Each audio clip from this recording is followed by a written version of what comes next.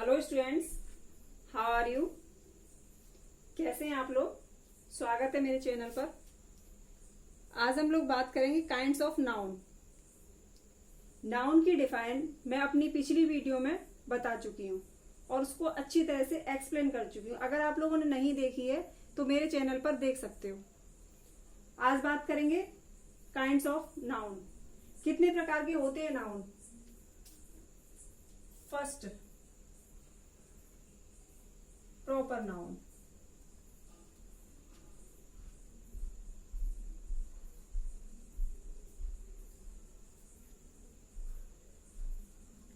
जिसको हिंदी में कहते हैं व्यक्तिवाचक संज्ञा।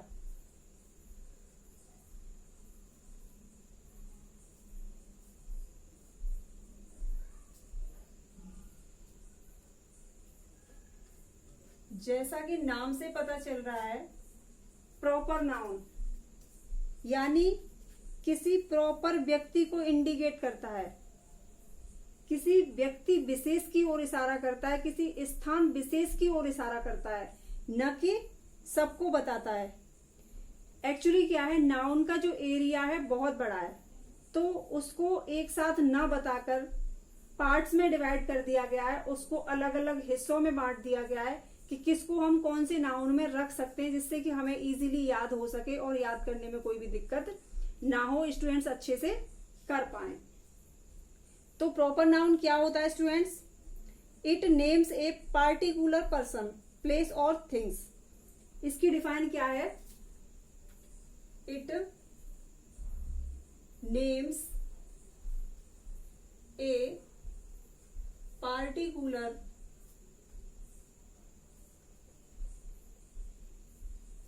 पर्सन, प्लेस और थिंग्स। इसका हिंदी में मीनिंग है कि ये किसी भी व्यक्ति विशेष, स्थान विशेष या वस्तु विशेष की ओर इशारा करता है, जिसमें कोई विशेषता छुपी हुई होती है। ये नहीं है कि नॉर्मल है या कुछ अलग है, जिसमें कोई गुंजाइश नहीं होती है, जिससे कि हमें एक बार नाम लेने में ही पता चल जाता है कि अच्छा वो वाला। बिल्कुल उसी तरह से, जैसे एग्जाम्पल है इसका गंगा, आगरा,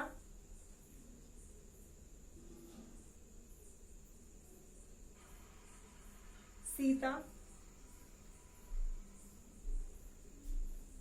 आपको पता चल रहा है गंगा रिवर एक ही है, बहुत सारी तो नहीं है।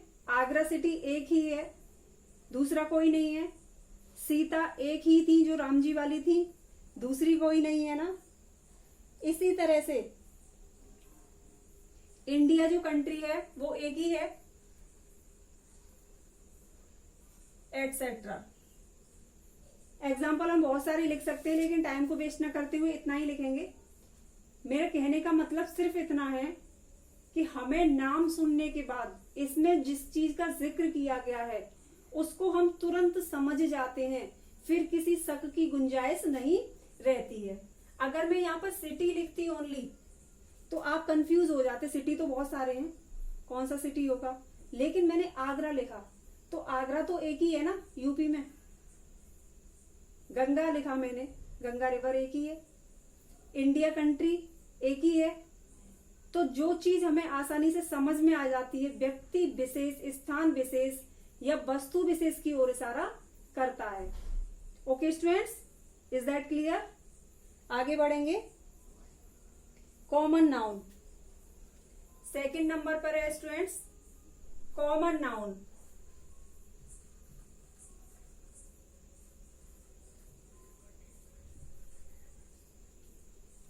और हाँ, इसमें एक चीज रह गई प्रॉपर नाउन में। इसकी सबसे बड़ी जो विशेषता होती है, ये जहां पर भी आती है इसका फर्स्ट लेटर कैपिटल होता है। प्रॉपर नाउन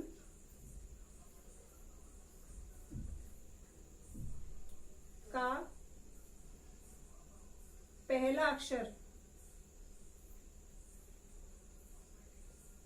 कैपिटल लेटर में होता है।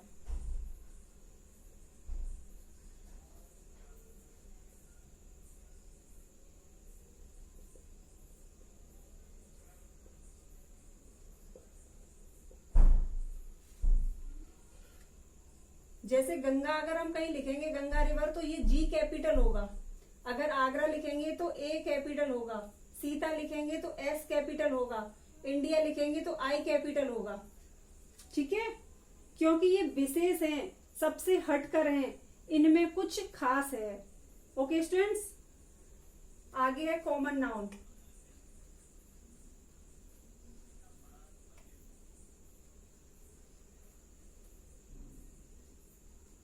इसको हिंदी में कहते हैं जातिवाचक संज्ञा।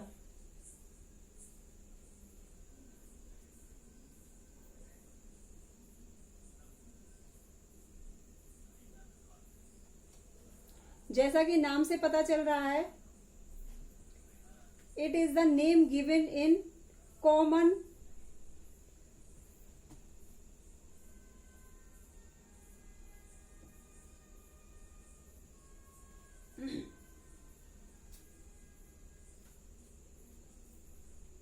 it is names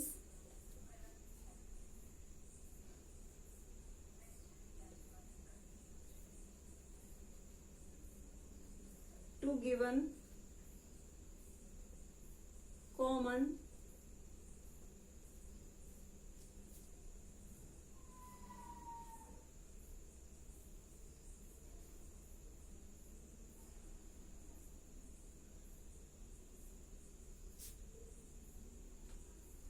to any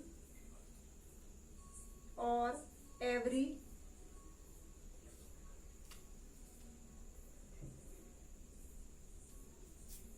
person, place or things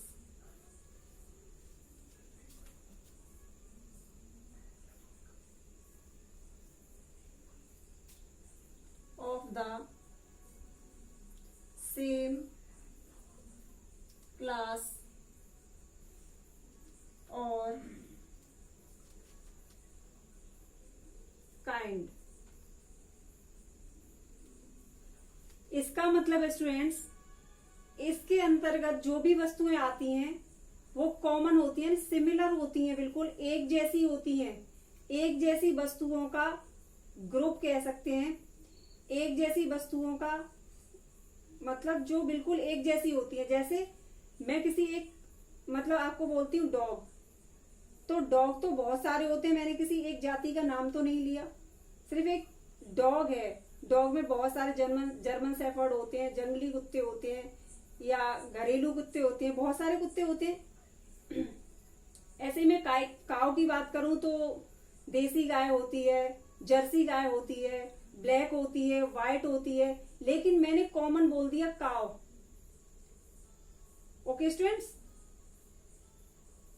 तो वही होता है कॉमन। जैसे मैंने एग्जाम्पल में देखेंगे, मैंने लिखा सिटी। अब आपको कैसे पता कौन सा सिटी? सिटी तो कॉमन है, आगरा सिटी है, मथुरा सिटी है, बहुत सारी सिटी है। सिटी कोई भी हो सकता है, विदेशी सिटी हो, मतलब विदेशों में जो सिटी है वो भी हो सकते हैं, अपने देश वाले सिटी भी हो सकते हैं, कोई भी सिटी हो सकते हैं। इसमें कोई पार्टिकुलर ये नहीं है कि कौन सा सिटी है, बिल्कुल कॉमन है। हमने एक कॉमन नाम दे दिया, बहुत सारे ग्रुप को एक कॉमन नाम दे दिया। विलेज, मैंने लिखा विलेज। अब मुझे क्या पता कौन सा विलेज है? विलेज तो कॉमन है ना, बहुत सारे गांव होते हैं। कोई भी एक किसी खास का नाम नहीं लिया, बल्कि सारे गांव को कॉमन मिलाकर एक शब्द बता दिया, गांव। फॉरेस्ट, जंगल का पता नहीं कौन सा जंगल, लेकिन उसका एक कॉमन नाम है, सारे जंगल को मिलाकर क्या है? जंगल है, वो सिर्फ फॉरेस्ट है। वर्ड्स, बहुत सारे पक्षी होते हैं, लेकिन जैसे चिड़िया है, मोर है, ये है, वो है, लेकिन हम सबका नाम न लेकर कॉमनली बोल दिया वर्ड। वर्ड में सारे पक्षी आ गए।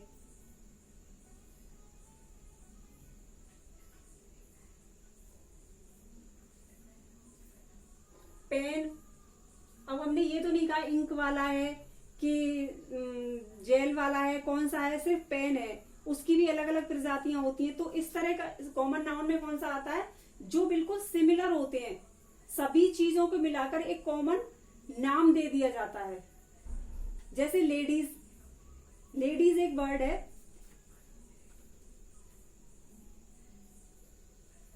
लेडीज। अब इसमें कोई सुनीता है, गीता है या एटसेट्रा जितने भी सारे नाम है, लेकिन कॉमन लेडीज है, वो लेडी है ओनली। समझ में आ गया? आगे बढ़ेंगे। कलेक्टिव नाउन,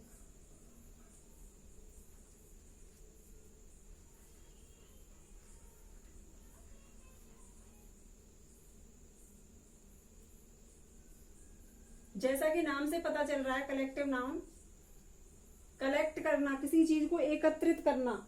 जब हम एकत्रित करेंगे तो समूह बन जाएगा, ग्रुप बन जाएगा, उसके नाम से ही क्लियर हो रहा है। इसको कहते हैं समूहवाचक संज्ञा, हिंदी में कहते हैं समूहवाचक संज्ञा।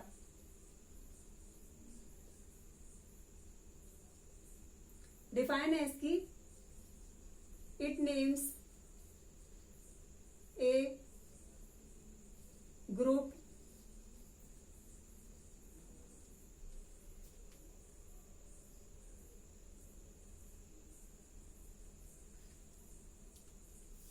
और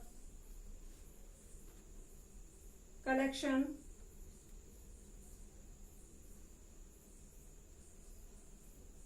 of similar things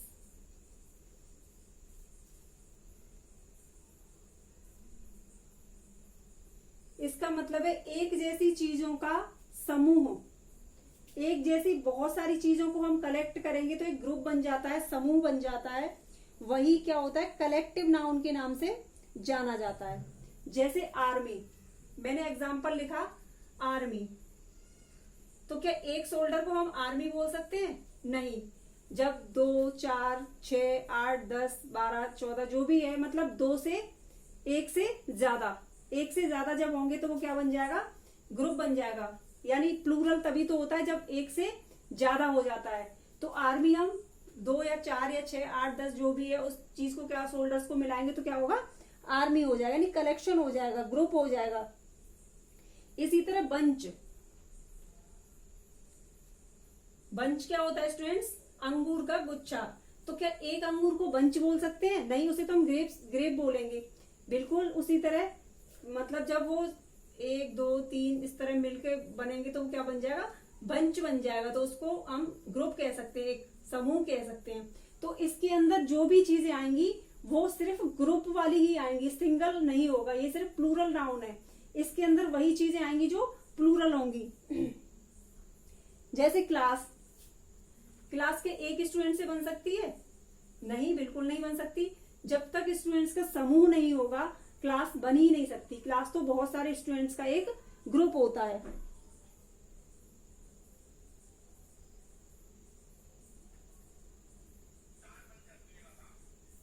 crowd, crowd बोलते हैं स्टूडेंट्स बहुत सारे पर्सन्स, मतलब व्यक्तियों का समूह, झुंड, उसे हम क्या बोलते हैं, जब बहुत सारे व्यक्ति एक साथ जमा होते हैं तो वो क्या बन जाता है, क्राउड बन जाता है। टीम, टीम क्या किसी एक प्लेयर से बन जाती है? नहीं, जब बहुत सारे प्लेयर्स होते हैं तब टीम बन जाती है। फैमिली क्या एक इंसान से बन जाती है? बिल्कुल नहीं, जब बहुत सारे फैमिली मेंबर्स कलेक्ट होते हैं तब जाके फैमिली बनती है। ज्यूरी, ज्यूरी होती है जो जज पैनल होता है, जब किसी चीज का डिसीजन करने के लिए बैठते हैं तो वहां पर कई सारे जज बैठते हैं जजमेंट के लिए, उनको हम ज्यूरी कहते हैं। यहां तक क्लियर हो गया स्टूडेंट्स? अब आगे बढ़ेंगे, मटेरियल नाउन के बारे में जानेंगे। आगे बात करेंगे मेटेरियल नाउन।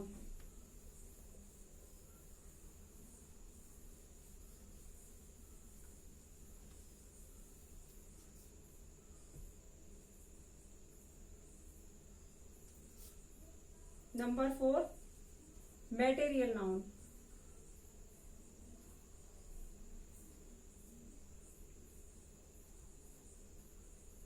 जिसको हिंदी में कहते हैं द्रव्यवाचक संज्ञा। कहीं कहीं आपको द्रव्यवाचक भी मिल जाएगा।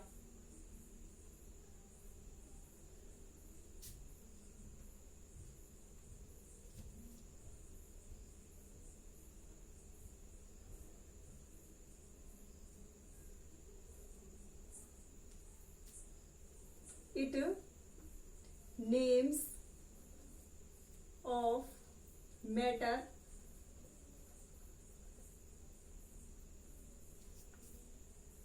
or substance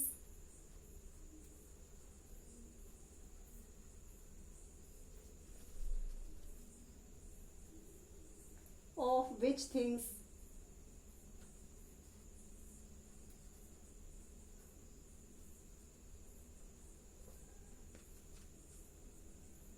are made।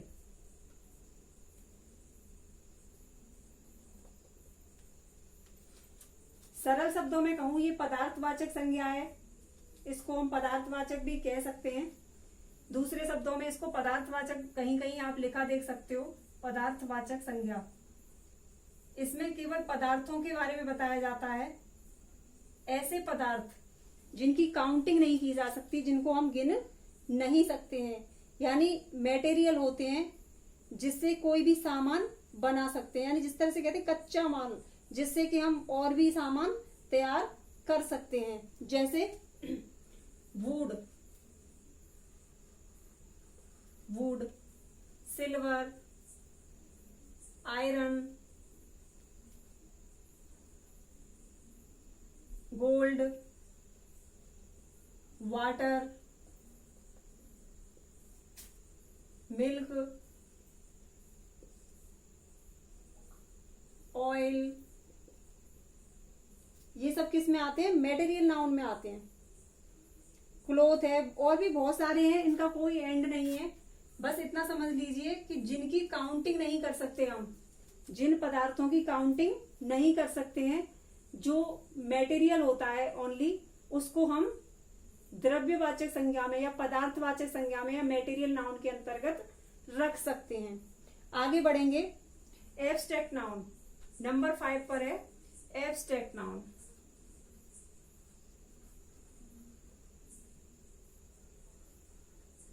यानी भाववाचक संज्ञा।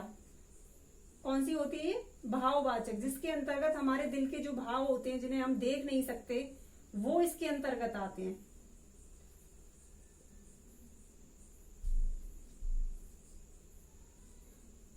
इट मीन्स जो फीलिंग्स होती हैं वो इसके अंतर्गत आती हैं।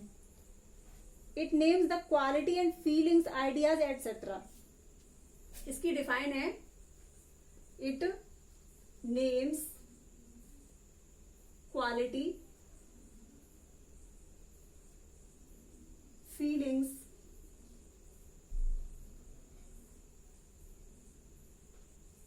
Ideas etcetera. इसका मतलब है स्टूडेंट्स, जो चीजें हमारे दिल में होती हैं, जिनको हम देख नहीं सकते, सिर्फ महसूस कर सकते हैं, वो इसके अंतर्गत आता है। यानी जो भाव हमारे दिल में उत्पन्न होते हैं वो क्या होता है? एब्स्ट्रैक्ट नाउन होता है। एग्जाम्पल के लिए देखेंगे, लव दिखाई देता है, वो सिर्फ दिल में फील किया जा सकता है, जिसे हम छू नहीं सकते, देख नहीं सकते, जिसे महसूस भी नहीं कर सकते, वो सिर्फ होता है दिल में, वो चीज होती है एब्स्ट्रैक्ट नाउन। हेट, इसे कोई देख पाता है? नहीं। क्लेवरनेस,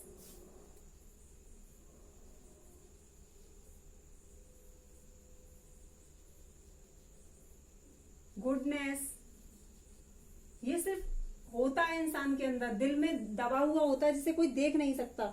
ऑनेस्ट, ऑनेस्टी कभी किसी को दिखाई देती है?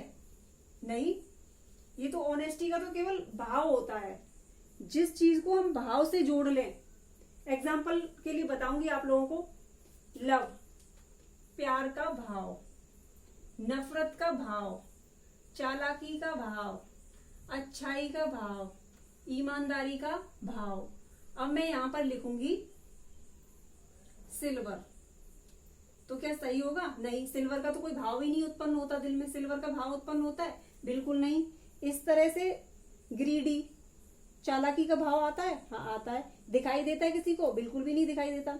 तो इतना आसान शब्दों में कह सकती हूँ कि जो भाव हमें सिर्फ महसूस होते हैं, जो फीलिंग्स हमारे अंदर होती हैं, जो किसी को दिखाई नहीं देती, बस वही एब्स्ट्रैक्ट नाउन होता है। जब कभी भी एब्स्ट्रैक्ट नाउन के बारे में आप लोगों को पूछा जाए तो बस आप महसूस करके देखिए कि कौन सी चीज हमारे दिल में उत्पन्न हो सकती है, यानी फीलिंग्स आ सकती है उसके लिए, बस वही एब्स्ट्रैक्ट नाउन है। तो स्टूडेंट्स, आज के लिए इतना ही। मिलूंगी अगली वीडियो में। अगर आप लोगों को मेरी वीडियो अच्छी लगी हो तो लाइक करें, दोस्तों के साथ शेयर करें और प्राइमरी होम ट्यूटर चैनल को सब्सक्राइब करें। Okay friends, thank you, bye bye.